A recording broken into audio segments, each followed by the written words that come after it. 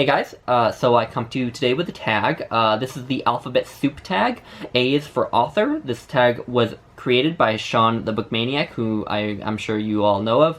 And I was tagged by Sharon Goforth, who is a wonderful new booktuber, and I will leave links to her video and Sean's video. But Sharon is a very new and wonderful booktuber, so I highly recommend you check out her channel.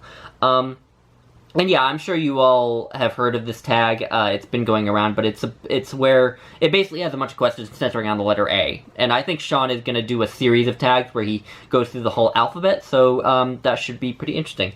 But the first question is, A is for author, a good book by an author whose first name or last name starts with the letter A, and you get bonus points if both names start with A. And I have decided to circumvent the problem of first names and last names by picking an author with only one name that starts with an A, and that is Augustine. This is his Confessions, which is his memoir of his youth, where he started out as this very licentious, libidinous young man, who slept around and, had nights of debauchery, getting drunk and eating excessively and such, and all these, horrible things that he did as a kid.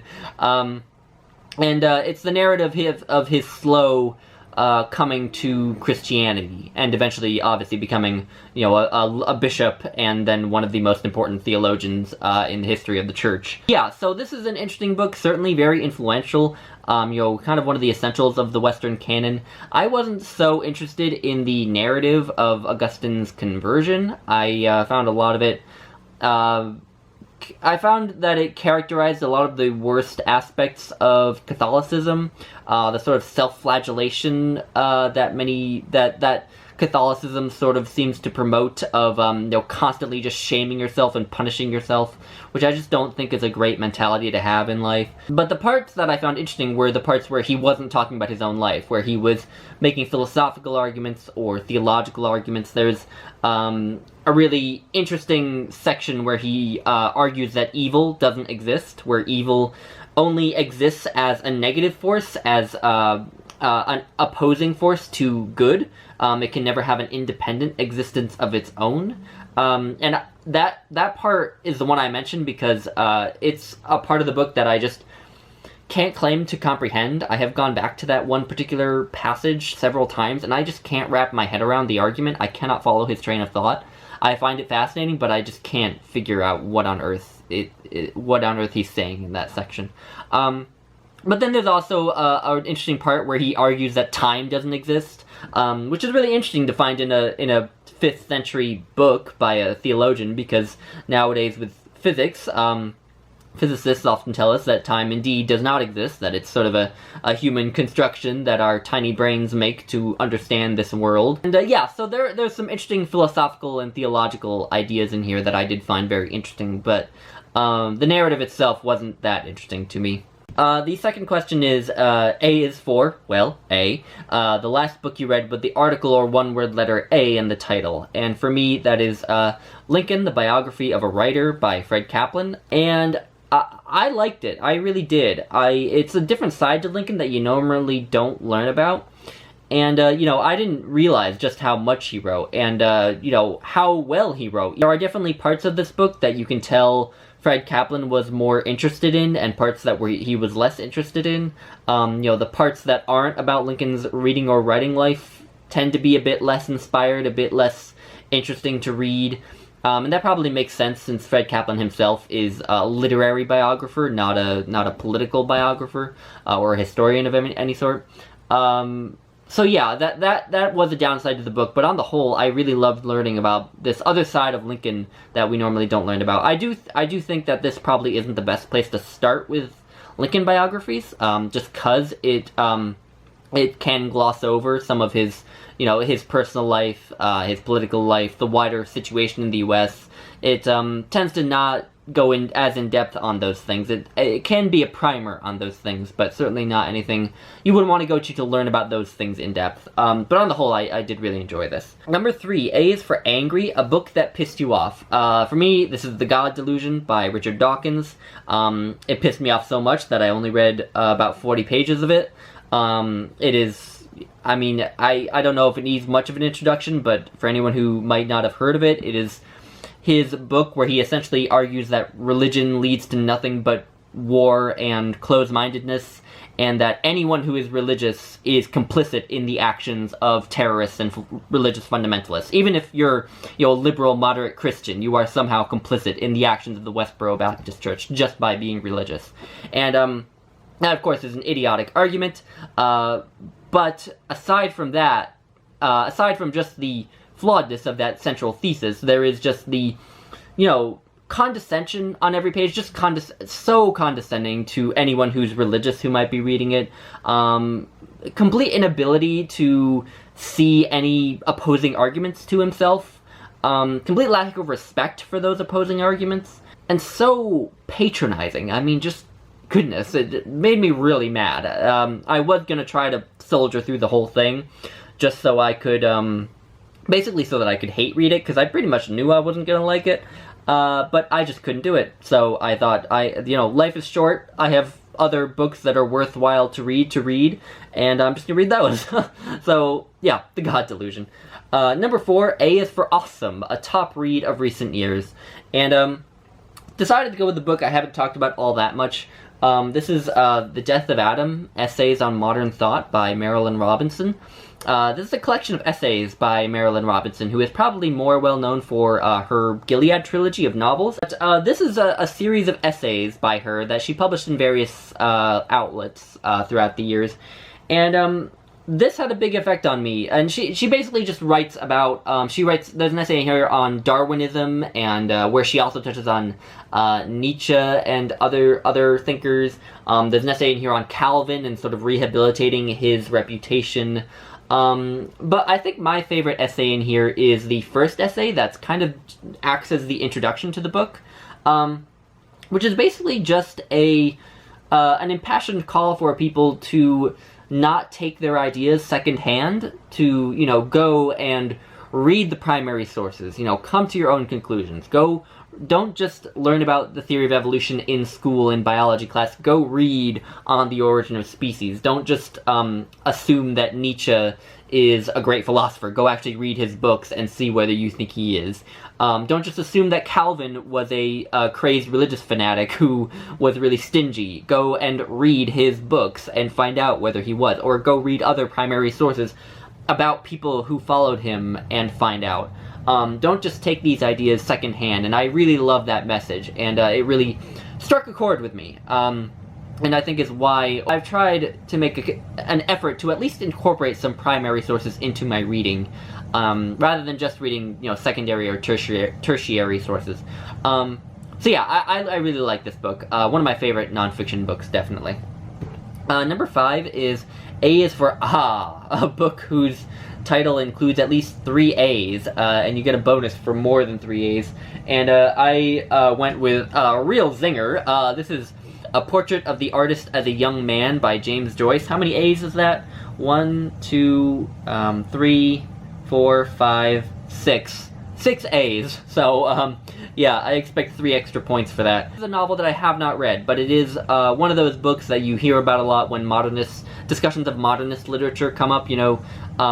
Joyce, it sounds like Joyce hadn't quite developed his stream of consciousness style of writing to its fullest extent by the time he wrote this novel. But it was definitely starting to, take root and would blossom into its full, depending on your worldview, its full glory or its full garbage later on in Ulysses. And so yeah, I do intend to read this, absolutely, and I will read Ulysses as well eventually, but in terms of the book itself, I don't have that much to say. I don't really know much about it, but I do remember that Ashley over at Climb the Stacks at one point put A Portrait of the Artist as a Young Man on her list of good books to read after you graduate from college, which I did only 3 years ago, so it might still be a good book for me to read soon. Number 6 is A is for Annoying, a character that drove you up a wall.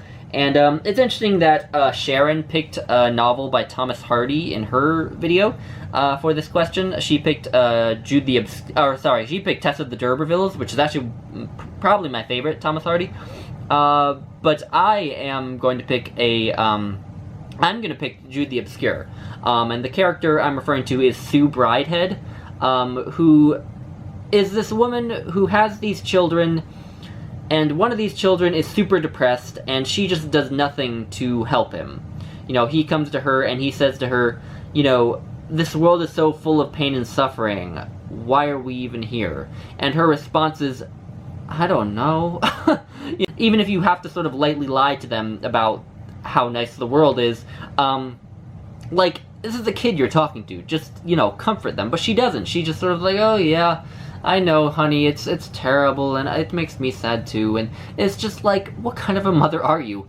And then the kid commits suicide. This like 10, 11-year-old kid commits suicide. And you know, who would have thunk it? You know, with a mom like that.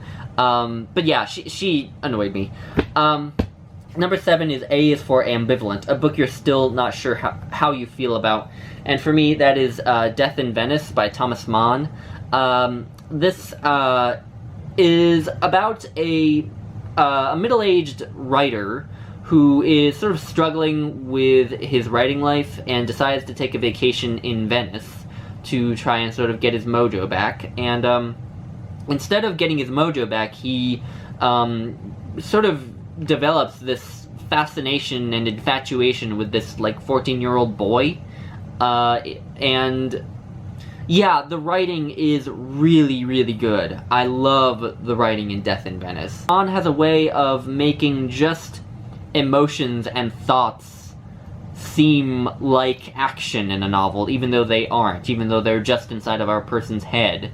And I thought that was brilliant, but on the other hand, I don't know how I feel about this middle-aged man having this thing for this 14-year-old boy who, you know, he specifically goes and watches the boy, you know, go swimming just so he can see him in a bathing suit and all these other things.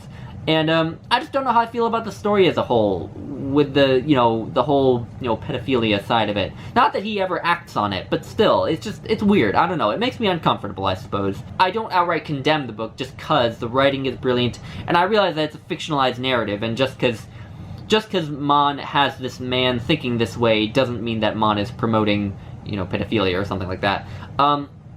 So yeah, anyway, just those are my thoughts on Death in Venice, and again, because I don't really know how I feel about it, I can't really talk about it coherently, so anyway, yeah, that is Death in Venice. Number 8 is A is for Anticipation, a book, new release or not, that you're very much looking forward to reading. And for that, I'm going with God, Emperor of Dune by Frank Herbert. This is the 4th book in the Dune saga, and a few super fans of the Dune saga have said that God Emperor is their favorite. A lot of people say that the books in the Dune saga other than Dune just kind of suck. I don't agree, because I think Children of Dune, the 3rd book, is great, and I am going to reread Dune Messiah, the 2nd book, which is the weakest book. But I am going to reread it, and we will see. Maybe I will change my mind on it. But I have heard a lot of good things about God Emperor from really big fans of this series. And I'm just really looking forward to reading it. And I'm going to be reading it as a part of DuneTube, the read-along that is happening of the entire Dune saga. So I'm really looking forward to getting to this one. Number 9 is A is for Actually, a book you didn't expect to like, but did. And for me, I'm going with a bit of a weird one. This is a Sand County Almanac by Aldo Leopold. I didn't exactly buy this book of my own free will. I was in a bookstore with my brother, and my brother is getting his PhD in ecology, and this is a huge text in ecology and conservationism. We just saw it on the shelf while we were sort of, you know, putzing around, and he recommended that I read it, because he had to read it in one of his classes. And I had never heard of it, I knew nothing about it, but he just said that it was great. So, and I was hesitant, admittedly, but I bought it because I didn't want my brother to think that I didn't value his opinion, I guess. So I bought it, not really knowing if I would like it. But then I started to read. I got about halfway through. I'm gonna finish it. I felt bad leaving it aside because it really just got subsumed by a lot of other books I was reading at the time. But the writing is just gorgeous. He writes of his time in this one place called Sand County in Wisconsin, and just the descriptions of nature are just gorgeous in this book. Just some of the best writing I've experienced this year. So yeah, I do really like this book, but I do obviously need to finish it. Number 10 is A is for affected, a character, book, or writer you feel is pretentious. And I am gonna go with Just Kids by Patti Smith. And I don't know about Patti Smith in general. I did try her second memoir, M Train, but I just find her writing to be really pretentious. I mean, she writes as though she wants to sound like this Victorian writer. She writes like someone who wants to sound eloquent. You know, she can't just say, I laid down on the bed. She has to say, I laid down upon the bed. It's like, just cut out the extra syllable. The word upon is just not necessary. Or she can't just say, I was hungry, but I couldn't afford any food because we were out of money. She had to say, I couldn't buy any food, for we hadn't any money. It's like, who writes like that, you know? It was just, I thought Just Kids was really pretentious, and also quite boring, admittedly. So, yeah, I have to go with that. Number 11 is A is for How's It Going, eh? A book you liked by a Canadian writer, or one you want to read. Alice Munro is someone I am curious about. There has been a recent sort of kerfuffle about Alice Munro between Steve Donahue and Alex of What Page Are You On, and also to an extent Sean the Bookmaniac, where Steve says that she sucks and is super boring, and where Alex says that she's wonderful and you shouldn't listen to Steve. Honestly, that kerfuffle just makes me more curious to read her and see what I think for myself. So yeah, it's not exactly a priority for me, so I'm not sure when I'll get to it, but I definitely will read her eventually. 12. A is for Anticlimactic, a book you thought fizzled out at the end.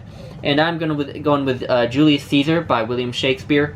I just feel like after Julius Caesar is assassinated and Antony gives his major speech to the Roman crowd in this book, that this play just loses all of its steam. Just the second half of this play, I have never been able to find a bit of interest in reading or watching it.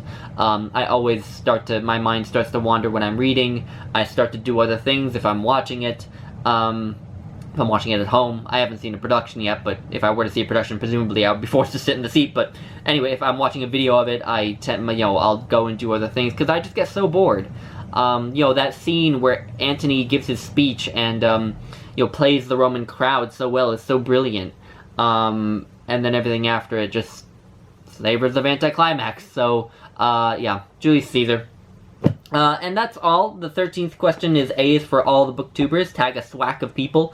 And I guess for me, the word swack means 3, because I'm going to tag 3 people. So I'm going to tag Brianna, Brianna's Library. I'm going to tag Elena Macredina. And I'm going to tag Samuel Duran. So you are all officially tagged, and I look forward to your answers. Thank you again for tagging me, Sharon, and thank you all for watching. Give me any thoughts if you have any in the comments, and I will talk to you all later. Bye, guys.